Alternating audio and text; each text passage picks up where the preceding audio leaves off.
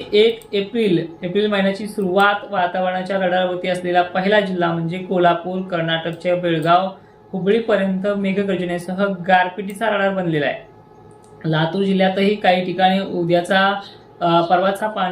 जो काही पाणी आहे 1 एप्रिलचा परभणी, बीड जिल्ह्यात माजलगाव पट्ट्यामध्ये सुद्धा आहे। इथे विदर्भमार्गे वातावरण लातूरकडे अजूनही जोर दाखवणार आहे। सोलापूर परिसरातही मोजक्या ठिकाणी आहे, सांगलीमध्ये आहे, जालन्यात तुरळक ठिकाणी आहे उद्याचा सुद्धा। बुलढाणा जिल्हा आहे, देऊळगावच्या परिसर आहे। आता या टायमिंगला नाशिक क्षेत्र, धुळे, जळगाव जो काही भाग आहे, पुणे क्षेत्र हे 30 तारखे इतकं मोठं पराक्रमी नाहीये। कारण 1 तारीख सुद्धा साम्यतेच्या बाबतीत जर पाहिले आपण खानदेशला ही आजच्या 31 तारखेसारखीच एप्रिलची 1 तारीख आहे। पण दिनांक 2 तारखेला जे नको ते परत घडणार आहे। ज्या ठिकाणी वादळी वारे, अवकाळी, सर्वदूरसारखी व्याप्ती सुद्धा आहे, बऱ्याच ठिकाणी पावसाची व्याप्ती सुद्धा, ही तारीख 2 असणार आहे। पण आपण 1 तारखेचं पहिले क्लिअर करून घेऊ एप्रिलचं, की ह्या दिवशी जास्त वातावरण कोणत्या भागात जास्त आहे। तर उद्याच्या 1 तारखेचं वातावरण जे आहे सोलापूर, धाराशिव, लातूर परिसर, बीड, परभणीचा भाग जो आहे, मग तर थोडं जालन्यामध्येही आहे, तिकडे बुलढाण्यामध्ये आहे।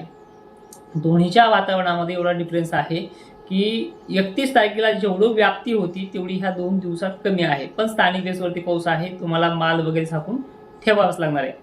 तर आता पुढची 2 तारीख जी आहे ती खूपच खतरनाक, परत त्याच पद्धतीचं वातावरण घेऊन येणार आहे। विजांचा धोका, विजांचा कडकडाट, गरमीची लेवल, त्याचबरोबर वादळी वारे, अशा प्रकारच्या सर्व गोष्टी आहेत। तर जिल्हे बघा, एकंदरीत महाराष्ट्राच्या कमी अधिक प्रमाणात जर पाहिलं तर सर्व जिल्हे याच्यामध्ये आहेत। तर जास्त करून कोणता भाग हा सर्वाधिक जास्त असेल? पुणे, कोल्हापूर हा परिसर जास्त आहे। सांगली देखील भाग आहे, बेळगाव देखील आहे, बसव कल्याण देखील आहे। अहिल्यानगरची व्याप्ती सर्वाधिक जास्त राहणार आहे। छत्रपती संभाजीनगर आणि बुलढाणा, अकोला, जालना 1 नंबर व्याप्तीच्या बाबतीत राहील। जसं रात्री झाले 30 तारखेला सेम टू सेम ह्या 2 तारखेला होणार आहे। त्यानंतर लातूर, बीड भागामध्ये पावसाळ्यासारखा वाहुणी पावसाची नोंद होईल। मी मागे पण सांगितले, ऊस उत्पादकांना उन्हाळ्यामध्ये फायदा अनेक ठिकाणी होणार आहे। अकोला, अमरावती आणि नागपूर हे जिल्हे देखील रडारवरती सर्वाधिक जास्त असतील।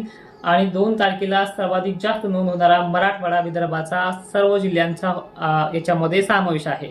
यामध्ये कमी अधिक प्रमाणात कुठे पाऊस राहू शकतो? तर चंद्रपूर, नांदेड पट्ट्यामध्ये थोडंफार या मराठवाड्याच्या पश्चिम भागाच्या आणि विदर्भाच्या अनेक जिल्ह्यांच्या तुलनेमध्ये ही भाग थोडेसे कमी आहेत। कधी 2 तारखेला, पण पाऊस यांना सुद्धा आहे। तर पावसाळ्यासारखा वादळी पाऊस किंवा गारपीटचा शेड्यूल ह्या 2 तारखेला लातूर, परभणी, बीड, जालना, छत्रपती संभाजीनगर, बुलढाणा, अकोला, अमरावती, नागपूर, मध्य महाराष्ट्र, विदर्भाचा समावेश आपण सांगितलेला आहे। तर या टायमिंगला पाऊस होणारे भाग कोणते असतील? त्यानंतर सुद्धा धुळे, जळगाव, नाशिक क्षेत्र, पुणे, कोल्हापूर वगैरे भागाचाही पूर्ण बाष्प बनेल, भाग घ्यायला सुरुवात करेल। थोडा बदल झाला की तिथेही गारपीट होऊ शकते, ठीक आहे। पण या दिवशी गारपीट तिथे दाखवलेली नाही 2 तारखेला, पण तरीही या भागातली गारपीट मराठवाड्यात आणि विदर्भात आगमन करू शकते। विजांचा धोका तर जास्त आहेच, त्यामुळे सतर्क राहावंच लागणार आहे, ठीक आहे। आता 3 तारीख क्लिअरिटी बघा, अकोला, अमरावतीचा समावेश याही दिवशी 3 तारखेला।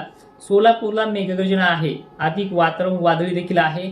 बेळगाव, कर्नाटकचा 60% भाग कव्हर ऑफ होणार आहे। कर्नाटकला देखील अनेक ठिकाणी ह्या पावसाच्या सरी कोसळणार आहेत। कर्नाटक पश्चिम, कर्नाटक उत्तर हा भाग देखील आहे। त्यामुळे सोलापूरला, धाराशिवला देखील वादळी पावसाची शक्यता होऊ शकते, गारपीट देखील आहे। लातूर, नांदेड, अहिल्यानगर, बीड जिल्हा पुन्हा 3 तारखेला सुद्धा आहे। अकोला, अमरावतीसह जालना, छत्रपती संभाजीनगरचा समावेश ह्या 2-3 दिवसांमध्ये सर्वाधिक जास्त राहील। आणि अकोला, अमरावती, नागपूरला पावसाळ्यासारखी परिस्थिती 2 आणि 3 तारखेला आहे। वरती धुळे, नाशिकच्या बाबतीत बघायला गेलं तर यांना 4 तारखेला परत वातावरण ऍक्टिव्ह होतंय। त्याच्यामध्ये धुळे, नंदुरबारचा, शहाद्याचा समावेश आहे।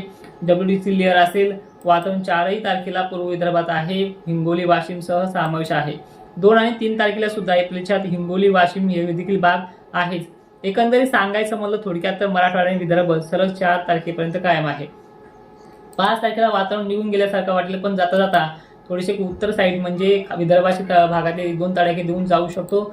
5-6 तारखेपर्यंत वातावरण, नंतर 5-6च्या पुढे वातावरण क्लिअर आहे, ते अजूनही 7-8 दिवस राहील। विषय विनंती अशी आहे, वातावरण पुन्हा 6-7 दिवस कमी झालं की परत पावसाची नोंद होणारा परिणाम महाराष्ट्रामध्ये होतच राहणार आहे। त्यामुळे सगळ्यांना विनंती आहे की राज्यामध्ये ह्या सगळ्या परिस्थितीचा अजूनही तुमच्या भागानुसार, तालुक्यानुसार अंदाज पाहिजे तर आपलं प्ले स्टोअरला तोडकर हवामान अंदाज नावाचं ॲप्लिकेशन आहे, त्या ॲप्लिकेशनमध्ये या.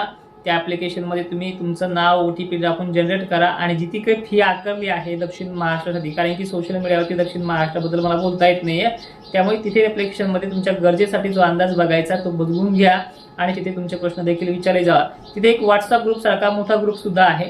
त्या ॲप्लिकेशनमध्ये तुमचं ते कमेंटमध्ये म्हणणं मांडू शकता. ते व्हिडिओच्या माध्यमातून, रेकॉर्डिंगच्या माध्यमातून किंवा आपल्या ॲप्लिकेशनच्या लाईव्हच्या माध्यमातून वारंवार सांगितलं जाईल. आजही पाऊस आहे 31 तारखेला, पण एवढा कालच्यासारखा भयानक नाही आहे. त्यामुळे 2-3 तारखेला परत कालच्यासारखी 30 तारखी परिस्थिती होऊ शकते. त्यामुळे सगळ्यांनी सतर्क राहा.